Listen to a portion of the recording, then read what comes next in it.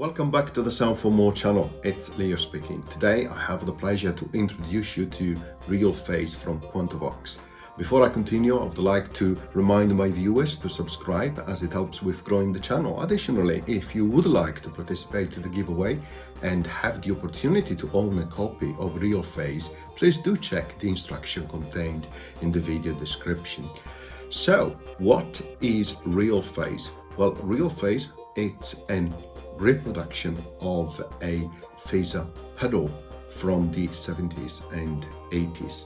It's a universal app, so it works on your iOS device and also Mac OS on Silicon and Intel. It's a very straightforward plugin, AUv3 support, and it's very small in size, which helps a lot. Hopefully you can hear as I'm speaking a song in the background which have an instrument for which I have applied RealPhase. Okay, let's have a look at it. Okay, so we are inside the AUM. As you can see, I have loaded the RealPhase as an insert and effect. You can see it is on this channel. And I have here a grand piano as an audio source. I have a hammerhead here for drums, driven of course by chord jump here in terms of having a chord progression. Okay, and then I have also Mariana here as a bass synth and a little bit of vocal as well as needed, but just to produce a nice beat or part of a song. So this is how RealPhase looks. Nice interface, as I mentioned. It's an AUv3 universal app, a 4-stage analog modeled phaser. You can see the interface is quite nice.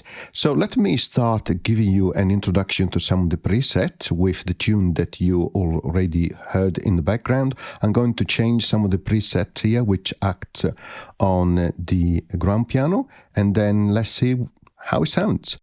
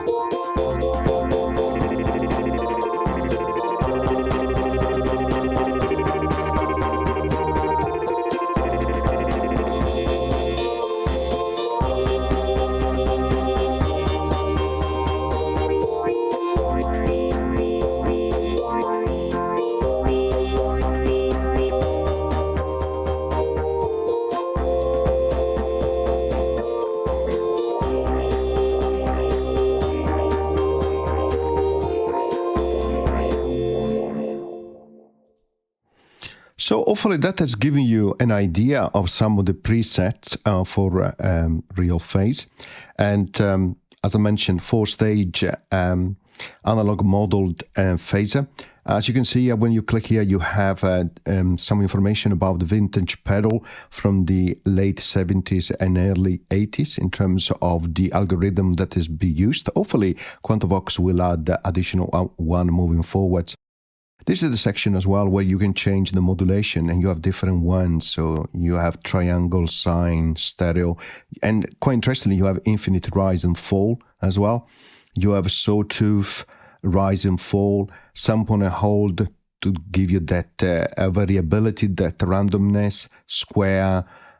You have compositive and also parallel phase processing as well, and you can also do direct entry and parallel as well processing. So that's really great. And then here you have a sweep low and a sweep high in terms of establishing the range, right? So let me solo only this part here.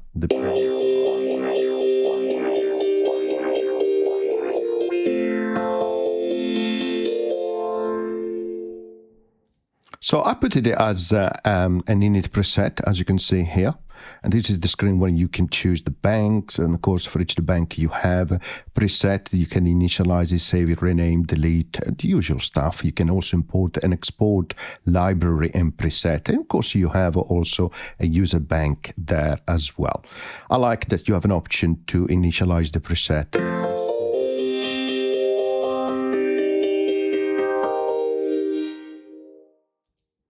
Now let me show you what happens when you change the sweep settings for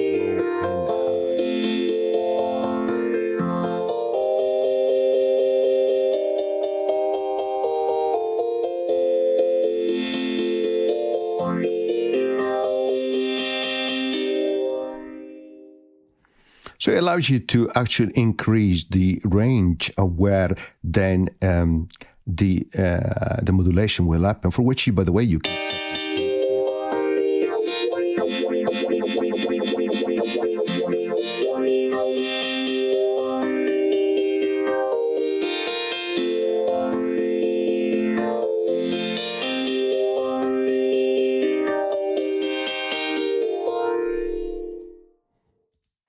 Of course, you can get the speed sync as well. So you can have it by bar to bar or other subdivision, which is always useful, particularly if you use drums, okay?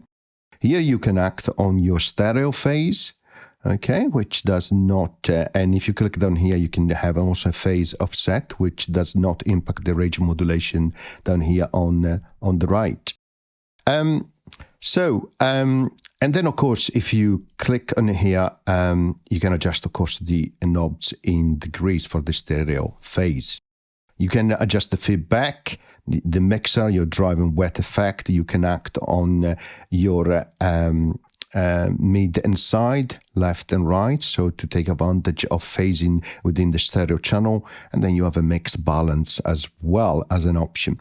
Now, the interesting thing which makes it really unique is that you can also act on the sweeping range, low and high. You click on the M here, and you can use this part here on the right hand side, where you can, if you have this part here active where it says range modulation, you can actually have an LFO1 here, an LFO2 here as well, where you can change the rate, the amount, and degree in phase.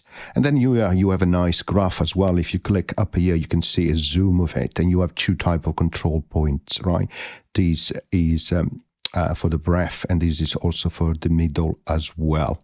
Okay, and then you also have some overall settings like the rate in which it will progress and process, and also the anti-overflow, which change the way, of course, it will manage. You can see on the edges for the overflow as it adds modulation. The modulation is added as a range on top, as a multiplier on top of the speed, which is already present. So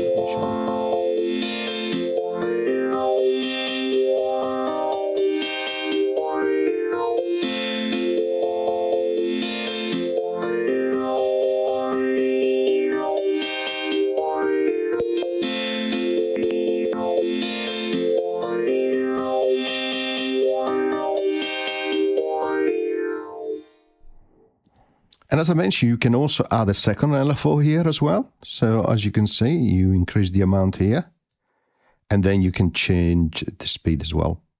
And you'll have different implication of that. Of course, let me remove the sync here to host, and let's increase this overall speed here as well. As you can see, is acting as a multiplier between the two of them.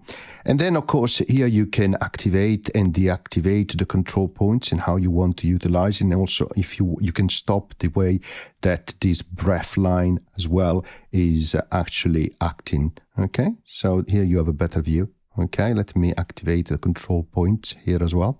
So with this part active, you have only small changes that you can apply to the curvature here as well. If you remove that, you have a better control. Okay, you can see how it works, right? Because you can change the point down here, and then you affect dramatically the way that the modulation happen on the sweep low and high as I said, as a multiplier on top of already the main LFO. You can save, you can go to the previous preset, to the next one, you can do lock-in here, you have some options as well, you have a version and also a quick start guide, which is really nice. Again, it guides you through the basics of how it works, okay? And here is where, for example, it explains you how the range modulation work, which you can see it act on the main range for the full sweeping range. And here again, you have some additional explanation for the center line and also the breath line controls that you can use for the range modulation. Then you click keep in here until, of course, you exit the screen. So that is a short introduction to RealPhase, and I hope I have a bit more time during the next couple of weeks to actually do a more in-depth tutorial, because based on the type here of modulation, you also have different parameters here which will be available, which is really great to actually see. Sorry, here we go. Those are the parameters. You can see based on the type of modulation, you can see also different parameters that you can use. You can move up and down between pages as well. I should say also that you have a response here, where you can see a response view where you have the first channel, the second one, the two separate at the same time or combined on top of each other. So that's really, really nice. Okay, I'm going to stop here. See you next time. Bye.